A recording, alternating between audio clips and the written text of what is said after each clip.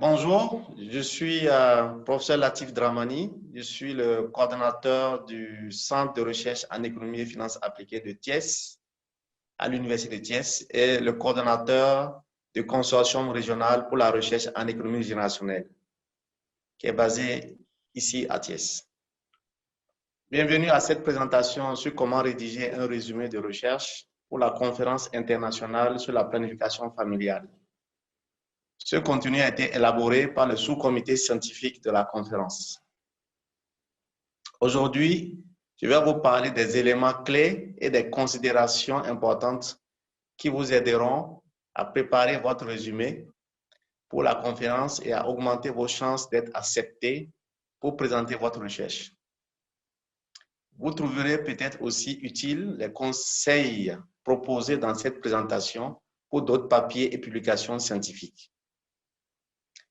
Dans cette présentation, nous verrons pourquoi présenter à l'ICFP les sections principales des résumés de recherche pour l'ICFP, à savoir le titre, l'importance ou le contexte, les questions ou hypothèses principales, la méthodologie, les résultats ou conclusions clés, la contribution aux connaissances. Tout d'abord, pourquoi présenter votre recherche à l'ICFP? Vous pouvez présenter à l'ICFP pour de nombreuses raisons. De manière plus importante, vous pourrez ainsi contribuer au domaine de la planification familiale en apportant de nouvelles connaissances. C'est aussi une opportunité pour vous de connaître les dernières avancées dans le domaine de la planification familiale, faire connaître votre recherche et explorer des opportunités de collaboration. L'ICFP vous offre l'opportunité de développer de nouvelles compétences et pratiques à travers des interactions avec d'autres chercheurs, plaideurs, prestataires de services, exécutants de programmes et responsables politiques. Et enfin, votre présentation à l'ICFP contribuera à votre développement professionnel. En travaillant sur votre résumé, gardez à l'esprit le but d'un résumé de recherche. Un résumé de recherche sert plusieurs objectifs. L'un de ces objectifs est, bien sûr, de démontrer aux examinateurs la pertinence de votre recherche et d'être accepté à la conférence.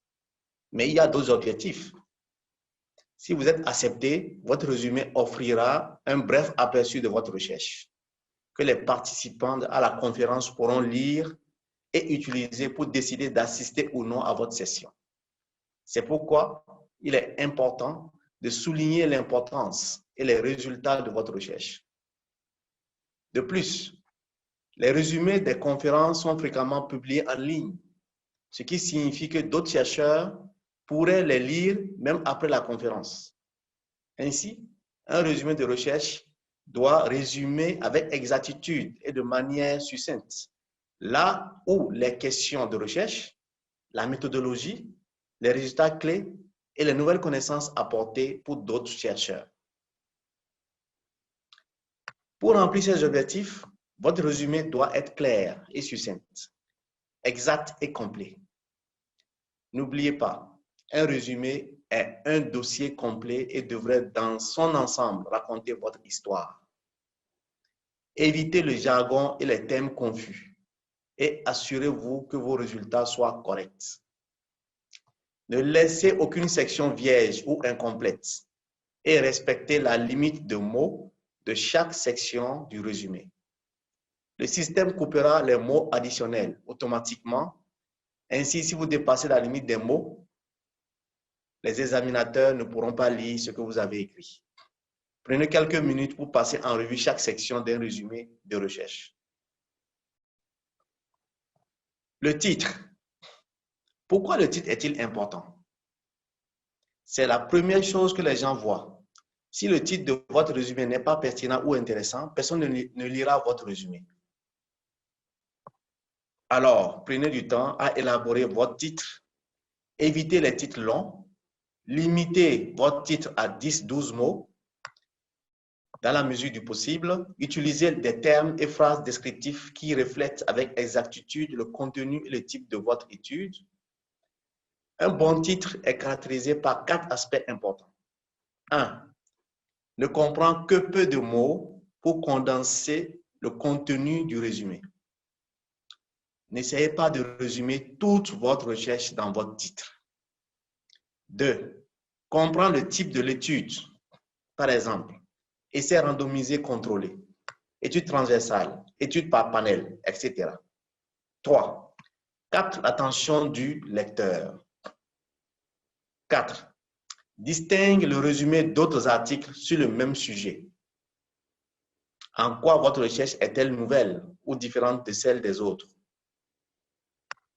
Comme vous pouvez l'imaginer, nous recevons de nombreux très bons titres et aussi un bon nombre de titres qui ne sont pas aussi bien pensés. Voici quelques exemples de l'IICFP Kigali qui nous ont semblé être de bons titres. 1. Les contacts de soins maternels améliorent-ils la planification familiale postpartum? Données d'une recherche longitudinale par panel dans la région des nations, nationalités et peuples du Sud en Éthiopie. 2. Passons-nous, outils pour répondre aux besoins des jeunes dans les plans d'action nationaux budgétisés. 3. Appareil portatif pour le retrait de l'implant contraceptif sous-cutané à titre unique. 4. Caractéristiques des partenaires hommes et femmes utilisant des méthodes contraceptives efficaces de catégorie 1, 2 et 3 dans l'ouest du Kenya. Voyons maintenant ce qui devrait être inclus dans la section sur l'importance ou le contexte. N'oubliez pas de ne pas dépasser la limite de mots de chaque section. Dans ce cas, pas plus de 200 mots. Dans cette section du résumé, vous devrez décrire clairement pourquoi votre étude est nécessaire. Que savons-nous de votre sujet de recherche? Mais de manière tout aussi importante, quels inconnus demeurent? Quelles sont les limites de la recherche précédente qui ont nécessité plus de recherche? Comment votre étude compte-t-elle ces lacunes? C'est un équilibre délicat à trouver car il faut décrire pourquoi votre question de recherche est importante en résumant la recherche précédente qui devrait souligner son importance mais qui devrait aussi expliquer pourquoi elle est insuffisante. C'est là une opportunité d'énoncer l'importance de votre recherche pour le domaine de la planification familiale. À faire et ne pas faire. Identifiez pourquoi votre question de recherche est importante et donner des éléments de contexte pertinents et précis. Dans la mesure du possible, essayez d'identifier la recherche qui a été menée dans le même contexte ou au moins dans un contexte similaire. Par exemple, si vous menez de la recherche sur la planification familiale chez les adolescents en Ouganda, il n'est généralement pas utile de citer la recherche sur les adolescents aux États-Unis. Les contextes sont simplement trop différents. Basez-vous sur la recherche menée dans des contextes similaires. Le seul moment où il pourrait être opportun de citer la recherche menée dans des contextes très différents est si vous cherchez à démontrer que votre question de recherche n'a pas été adéquatement étudiée dans votre contexte. Par exemple, la recherche dans des milieux à revenus élevés montre que la FIV est en forte demande, mais cela n'a pas été adéquatement étudié dans les milieux à revenus faibles. Ne commettez pas l'erreur courante de résumer ce qu'on sait déjà d'un sujet sans identifier ce qu'on ne sait pas. Ne perdez pas de place pour des informations contextuelles génériques. Il n'est pas nécessaire de résumer le contexte de l'étude dans le résumé. Enfin, n'écrivez que des informations qui se rapportent à votre contexte et questions de recherche spécifiques. Par exemple, si votre question porte sur les adolescents, ne perdez pas de place en parlant des adultes. Voici un exemple tiré de l'ICFP 2018. Je vais m'arrêter un instant sur cette diapositive pour que vous puissiez rapidement la lire. Puis nous parlerons de certains éléments clés.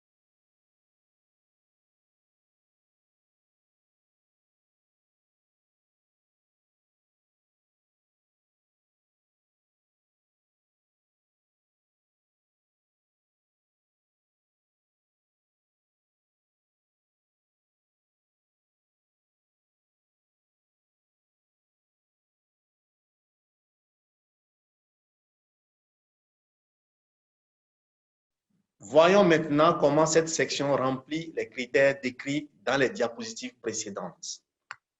Dans les 3 premières phrases en bleu, l'auteur décrit pourquoi la question est importante. L'auteur établit que la PFPP est une intervention importante et que la majorité des femmes en postpartum n'utilisent pas la contraception.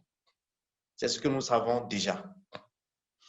L'intégration des services est recommandée, mais son efficacité n'a pas encore été bien établie. C'est ce que nous savons et voilà pourquoi la recherche est importante. Dans la phrase en vert, l'auteur présente le programme de santé pertinent en Éthiopie qui sera évalué dans cette étude de recherche.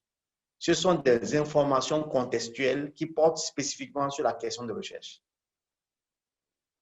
Ici, les phrases en violet repensent ce qu'on ne connaît pas à propos de la question de recherche.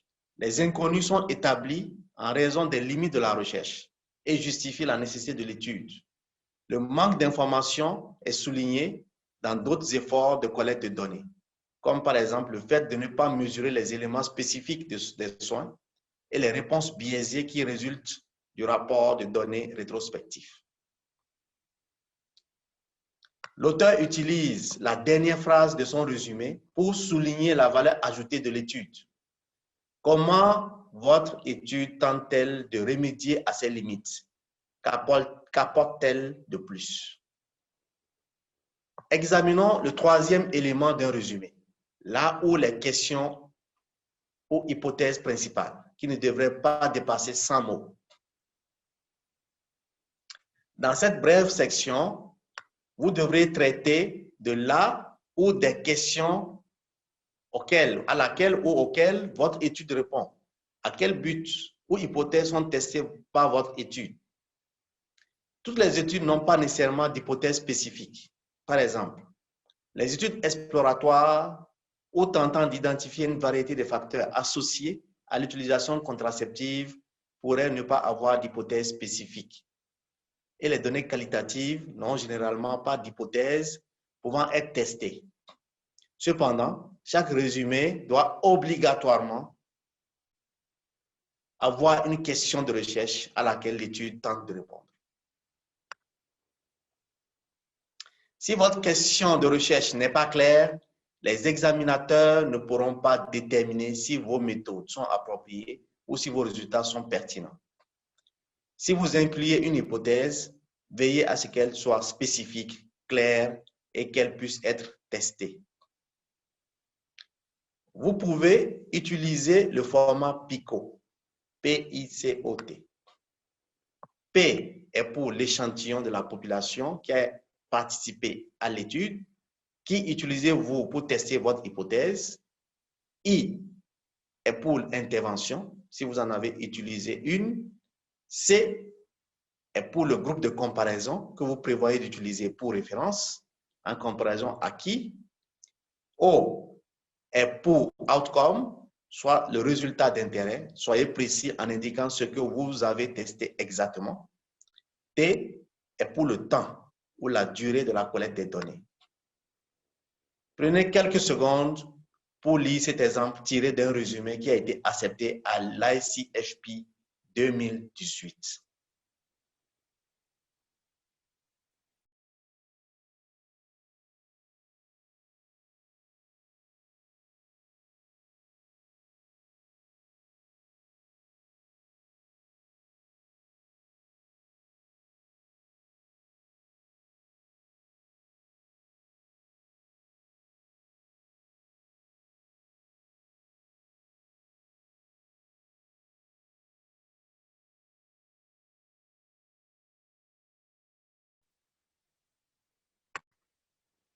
Selon le code couleur utilisé ici, vous pouvez voir en bleu comment l'auteur s'est assuré d'inclure la population et les groupes de comparaison.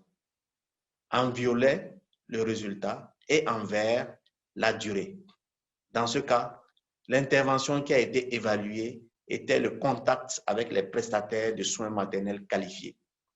Ceci n'était pas réellement une intervention fournie par le projet, mais c'est de variables d'intérêt principales. Maintenant que vous avez clairement établi votre question de recherche, passons un peu de temps sur ce qui doit être couvert dans la section méthodologie.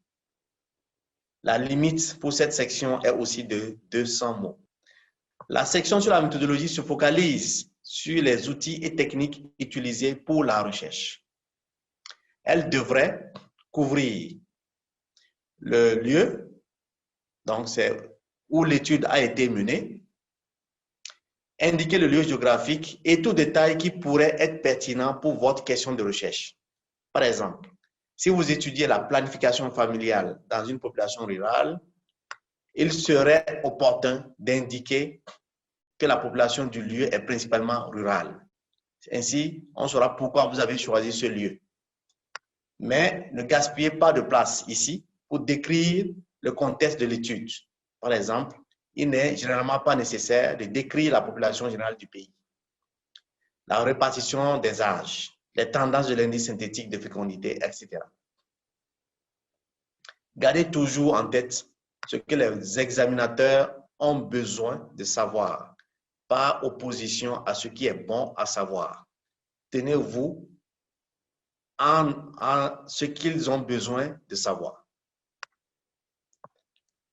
Design ou modélisation de l'étude. Quel design ou modèle a été utilisé pour rassembler les informations? S'agit-il d'une étude transversale, un essai clinique randomisé, une étude longitudinale par panel? Source de données. Quelles ont été les procédures de collecte de données, primaires ou secondaires? Durée, période. Quand l'étude a-t-elle été menée? Taille de l'échantillon. Combien de personnes ont participé à l'étude? Comment ont-elles été identifiées? Quel est le taux des pertes de vue s'il s'agit d'une étude longitudinale? Approche analytique. Comment avez-vous défini votre résultat, outcome, et quelles ont été les procédures analytiques que vous avez utilisées? Pour la recherche qualitative, quelle théorie et pratique de codage avez-vous appliqué? Pour la recherche quantitative, quel modèle statistique avez-vous utilisé? Gardez en tête que cette section aide les examinateurs à évaluer si les méthodes que vous avez appliquées sont adaptées à votre question de recherche. Ainsi, soyez précis, mais sans trop de détails. Les informations que vous avez données sont-elles nécessaires? Les examinateurs ont-ils besoin de les avoir pour comprendre votre recherche? Ou sont des détails qui ne changent pas la compréhension ou l'interprétation des résultats? Quelque chose qui est seulement bon à savoir. Prioriser ce qui est nécessaire. Prenez quelques secondes pour lire cet exemple de l'ICFP 2018 et réfléchissez aux éléments que nous venons de mentionner dans cette section. Sont-ils tous couverts?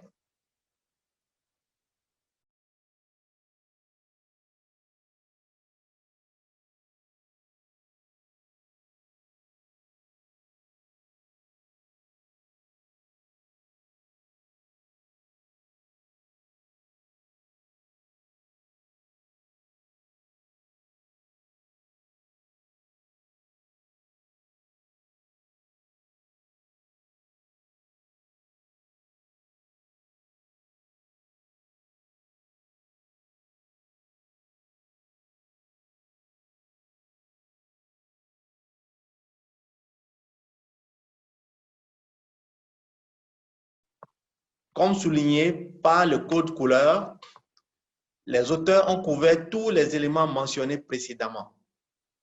Ils décrivent brièvement le lieu et la durée en bleu, la taille de l'échantillon, qui est le nombre de personnes dans l'étude en vert, le design de l'étude, y compris comment les femmes ont été échantillonnées et la source des données utilisées en violet, l'approche analytique en orange.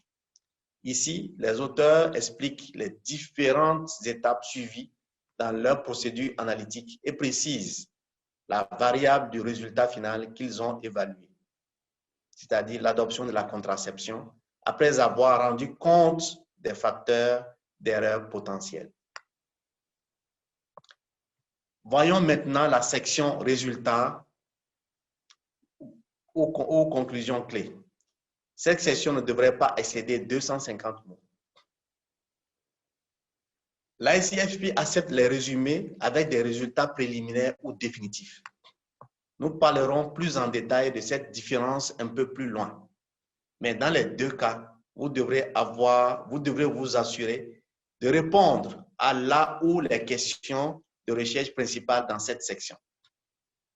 Décrivez les résultats pertinents de l'analyse des données tout en vous assurant de répondre à chacune de vos questions hypothèses de recherche. Si vous ne décrivez pas les résultats de vos hypothèses, les examinateurs se demanderont pourquoi. Par ailleurs, ne perdez pas de vue le public auquel vous présentez vos résultats. Ce dernier sera relu par des chercheurs experts en planification familiale. Ainsi, assurez-vous de souligner ce qui est important dans votre recherche. Soyez spécifique et aussi clair que possible. Rapportez autant les résultats positifs que négatifs s'ils sont pertinents. N'ayez pas peur de présenter des résultats nuls. Commencez brièvement cette section par les résultats descriptifs importants avant de passer aux résultats analytiques. Vous pouvez rapporter vos résultats en parallèle de votre méthodologie. C'est-à-dire que si vous avez conduit une analyse en plusieurs étapes, par exemple des analyses descriptives, puis des régressions bivariées et enfin des régressions multivariées, vous pouvez présenter vos résultats dans cet ordre. Pour les résumés de recherche quantitative, rapportez les associations avec les intervalles de confiance ou les valeurs P. Les intervalles de confiance sont généralement ce qui est préféré, mais peuvent prendre plus de place. Pour les résumés de recherche qualitative, assurez-vous que vos résultats soient riches en profondeur, détails et nuances, et clairement reliés à la méthodologie qui vous a mené à ce résultat. Il n'est pas nécessaire d'inclure des citations spécifiques ici, mais soulignez plutôt le résumé et les thèmes principaux. Pour les deux types d'études, assurez-vous de répondre aux questions ou hypothèses de votre recherche. Comme mentionné précédemment, vos résultats ne doivent pas nécessairement être définitifs ou être présentés. Cependant, ils devraient couvrir les résultats clés liés à vos questions de recherche. Il peut être utile d'inclure les statistiques descriptives et toute analyse exploratoire pouvant donner aux examinateurs une idée de vos résultats. Les résumés sans aucun résultat peuvent être proposés, mais ils sont souvent moins compétitifs. Les exceptions sont généralement les essais cliniques, où les résultats sont prêts, mais actuellement sous embargo. Vous devriez aussi ne pas avoir peur de présenter des résultats auxquels vous ne vous attendiez pas. Cela comprend des résultats n'indiquant aucune relation statistique significative, ni si cela présente un intérêt central pour votre question de recherche. Ne cachez pas les résultats qui sont au cœur de votre question de recherche. Prenez quelques secondes pour lire cet exemple tiré de l'ICFP 2018 et demandez-vous s'il couvre les éléments que nous venons d'évoquer.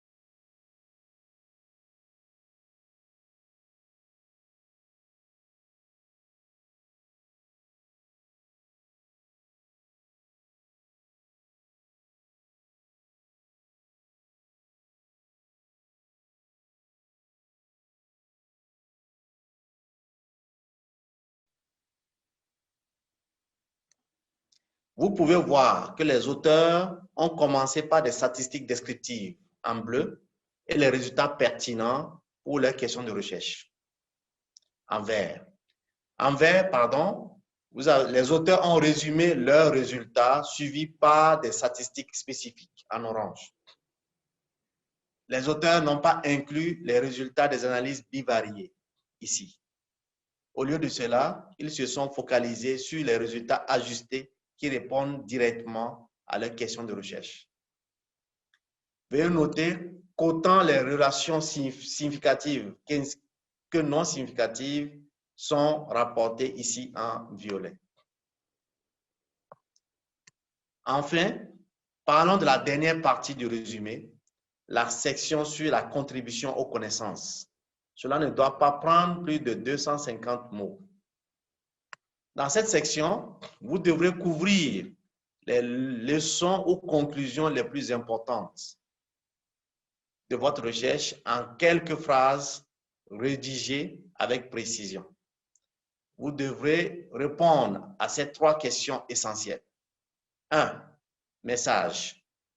Comment les résultats répondent-ils aux problèmes, manque de connaissances que vous avez souligné dans la section sur le contexte? 2. Importance. Quelles sont les implications pour votre domaine de recherche? Qu'est-ce que cela signifie pour notre compréhension générale de la question? 3. Perspective. Quelles sont les recommandations et prochaines études, programmes, interventions nécessaires? Évitez l'erreur commune de tirer des conclusions qui ne sont pas soutenues par vos données. Basez vos conclusions sur ce que vous avez trouvé, pas sur ce que vous voulez trouver. Gardez de la place pour mentionner les résultats importants et inattendus et énoncer les implications de vos conclusions pour la recherche, les programmes, les services ou les politiques de planification familiale future. Souvenez-vous que des personnes de profils professionnels très différentes assistent à l'ICFP. Il est extrêmement important de traduire vos résultats de recherche en recommandations politiques ou programmatiques. À nouveau, prenez quelques secondes pour lire cet exemple tiré de l'ICFP 2018 et demandez-vous s'il couvre les éléments que nous venons de mentionner.